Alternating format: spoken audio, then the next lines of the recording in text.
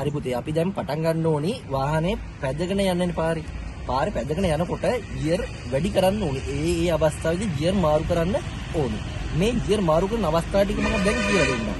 කොහොමද මේක ගියර් ටිකක් දාගන්න කියලා. අපි පුතේ ඉස්කෝලේදී එක වසරේ ළමයාට උගන්වලා තමයි දෙකේ පන්තිට දාන්නේ. දෙකේ ඉන්න ළමයාට උගන්වලා තමයි තුනේ පන්තිට දාන්නේ. එහෙම උගන්වන්න නැතුව දෙමොත් ඒ ළමයාට ඉගෙන ගන්න බෑනේ. ඒ වගේ තමයි මේ වාහනේ ඇක්සිලරේටරේ ගෑස් පැඩලේ පාගල වේගයක් හදලා තමයි ගියර් එකක් දාන්න ඕනේ.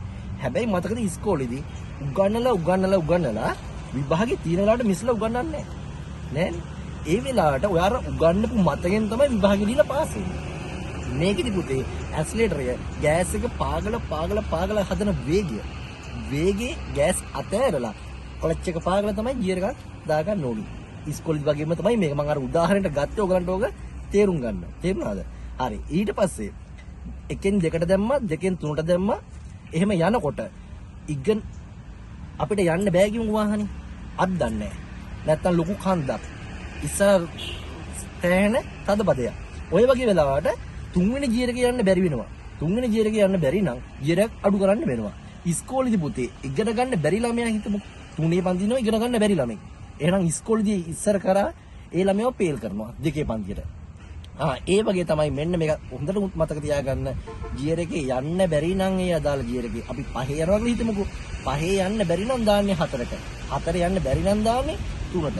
3 යන්න බැරි නම් 2ට. 2 යන්න බැරි නම් 1ට. එක තමයි හොඳ ගියර් එක. හොඳම ගියර් එක කියන්නේ මේ වාහනේ තියෙන බල සම්පන්නම ගියර් එක. යාපැනිට උනත් යන්න පුළුවන්. හැබැයි හිමීට තමයි වාහනේ යන්නේ. වේගෙන් යන්න ඕන නම් තමයි ඒ අදාළ 2ට දානවා, 3ට දානවා, 4ට දානවා, 5ට දානවා. වේගය හදාගන්න තමයි ගියර්. හැබැයි ගියර් අඩු වෙන්න බලය වැඩි. එයාලට කරන්න පුළුවන් හැකියාව වැඩි. හරි. අපි ඕක තාත්විකව පටන් ගමු. අපි පාරේ පැදලා බලමු. ඉස්සෙල්ලාම ක්ලච් එක පාගන්න අඩියටම. දාන්න පුතේ එකට. අල්ලි කරා ඉස්සරහ. බ්‍රේක් එක පාගලා හැම් බ්‍රේක් බාන්න. මේ හැම් බ්‍රේක් එක උඩට ඇදලා පල්ලට. දකුණට සිග්නල් දාන්න. මේ වාහනේ ඇහෙනවනේ හඬ. ඔය හඬ වෙනස් වෙනකන් වම් කකුල විතර පොඩ උස්සන්න.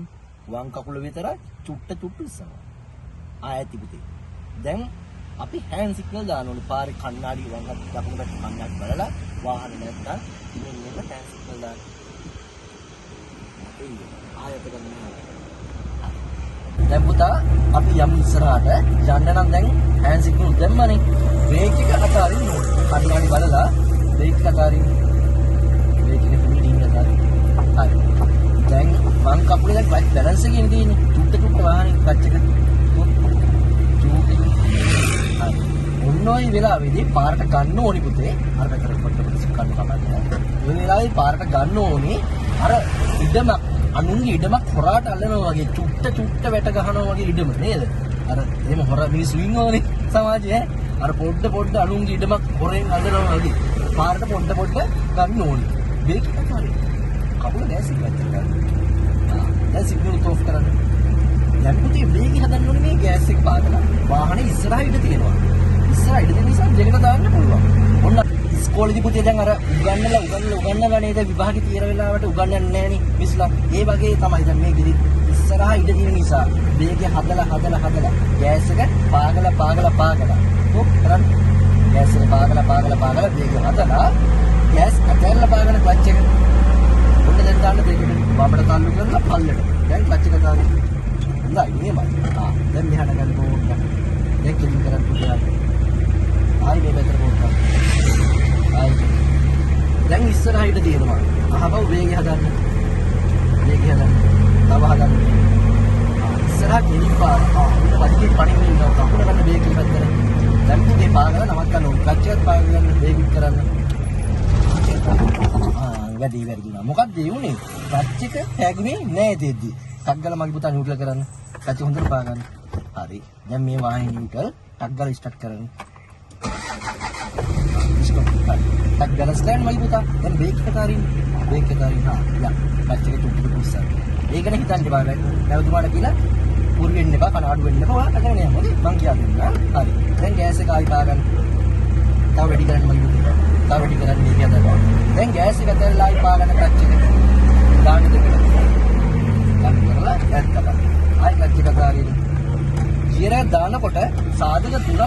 ගියර් එකක් දාන්න. ඒ කියන්නේ පුතේ ඉස්සරහා ඉඳ තියෙන්න ඕනේ. වේගිනේ අපි හදන්නේ මේ. වේගෙන් යන්නනේ ගියර් දාන්නේ. එහෙනම් වේගෙ තියෙන්න ඕනේ.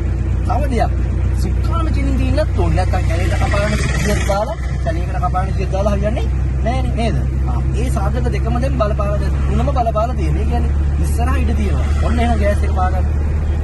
ගෑස් එක පාගන්න. ඔන්න දැන් වේගෙත් තියෙනවා. දැන් සුක්කාමත් තියෙනවා. එහෙනම් අපි දුවන දාමු. ගෑස් එක පෑරලා පාගන්න ක්ලච් එක දාන්න තියෙනවා. තල්ලු දෙකක්. දැන් ක්ලච් එක දාගෙන. දැන් පුතේ අතර නතර වෙන්න හේතුව මොකක්ද? බ්‍රේක් විතරක් පෑගීම. නේද? ක්ලච් පාගන්නේ නැතුව බ්‍රේක් විතරක් පෑගීම. ඒක හොඳට මතක තියාගන්න. මෙන්න මේක. ඔයා මීටර 100 දුවනකොට කකුල් දෙක අතර කවුරුද පොල්ලක් දාන්න. මොකක් වෙයිද ඔයා? වැටෙන්නේ. ඒ වගේ තමයි මේක බ්‍රේක් විතරක් පෑගුවොත් මේක එන්ජිමත් එක්කම නතර වෙනවා. දැන් ඉස්සරහා ඉඳ තියෙනවා. මොකක්ද කරන්න පුළුවන්? මේකේ ගෑස් පාගල යන්න පුළුවන්. මෙතෙන්දි පුතේ අන්න අර වංගුවක් තියෙනවා. වංගුවේදී මොකද වෙන්නේ? ගෑස් එක අඩු කරන්න ඕනේ. ඇයි? වා අහලා තියෙන පොත්වලේම අධික වේගය නිසා වංගුවකදී වාහනයක් හැප්පිලා නේ. ඒ හේතුවක් තියෙනවා කේන්ද්‍රපසාරී බලය නිසා.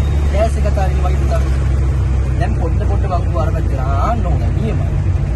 හරි. පොඩ. දැන් කිලින් කරන්නේ වැඩි පා චුට්ට මාළුවට ලුණු දානවානේ.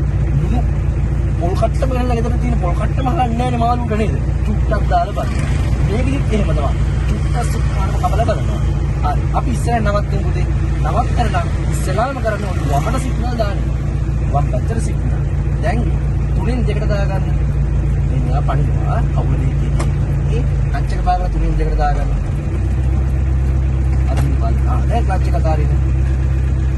දැන් වේගය අඩුයිනේ. බ්‍රේකින්ම ගොඩක් අඩු කරලානේ තියෙන්නේ. ඒක නිසා දැන් වම් පැත්ත කන්නඩි බලන්න හොඳට.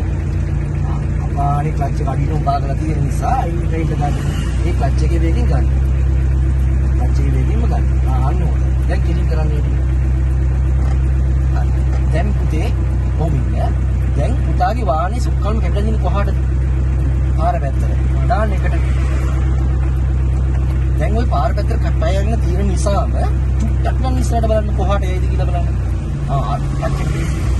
දැන් කොහාටද වාහනේ යන්නේ? පාරටනේ. ඒක නිසා මොකද කරන්න ඕනේ? සුක්කානම අහපොව්. නිවැරදි තැනට වාහනේ කෙලින් තැනට නවත්තලා තමයි ආයි චුට්ටක් ගන්න ඕනේ. ඇයි මේ චුට්ටක් දෙන්න කෙලින් යන්නේ? ඔයාගෙන් පස්සේ එන රීදුරා. ඔයාගෙන් පස්සේ එන රීදුරා නැත්තම් සුක්කානම හැන්ඩල් එක කෙලින් තියෙනවා හිතාගෙන එයා පාරට තව චුට්ටක් කපලා ගන්නවා. එයාම අනුතරටපත් වෙන්න පුළුවන්. ඒක නිසා චුට්ටක් ගන්න දැන් ක්ලච් එක අර මං කියාදුනේ ක්ලච් බ්‍රේක් එකකින් බ්‍රේක් අතෑරලා තියෙන. ආයි ක්ලච් එක චුට්ටක් පාගන්න. ආයි චුට්ටක් උස්සන්න. ආයි චුට්ටක් පාගන්න. ඔන්න ඔහොම තමයි පුතේ වාහනේ අයින් කරන වෙලාව. දැන් වාහනේ බහිනවනේ. බහිනකොට මොකද කරන්න ඕනේ? සිග්නල් ඉස්සලාම ඔෆ් කරන්න. ඊට පස්සේ මේ බටන් එක පිළිකලා ටෑම් බ්‍රේක් පුල් කරන්න. දැන් මේ වාහනේ නියුට්‍රල් කරන්න. මෙතන ගන්න. දැන් නියුට්‍රල් චෙක් කරන්නේ කොහොමද? වමටයි දකුණටයි ආන්න නියමයි ඈ. හරි. මෙන්න මේක ගලවන්න. හරි. දැන් මගේ පුතා සීට් එක අහපුව තිබුදරටම පත් කරනවා. දැන් සීට් එක ඉස්සර අස්සට කරන්නේ. හොඳයි. දැන් බලන්න. උරුගේ නෙන්න අර වැඩි වැරදිච්ච තැන ලොකුට හිතන්න එපා. හැබැයි හැමදාම මතක තියාගන්න ඕනේ මොකද්ද? හදිස්සි අවශ්‍යදී බ්‍රේක් පාගනවා නම් බ්‍රේක් එකෙන් අඩු කරා ක්ලච් එක ඉතින් කිව්වේ නැත්තේ ක්ලච් එක පැගිච්ච එක විතරයි. අර කවුද පදිකිය බේරුණා නේද?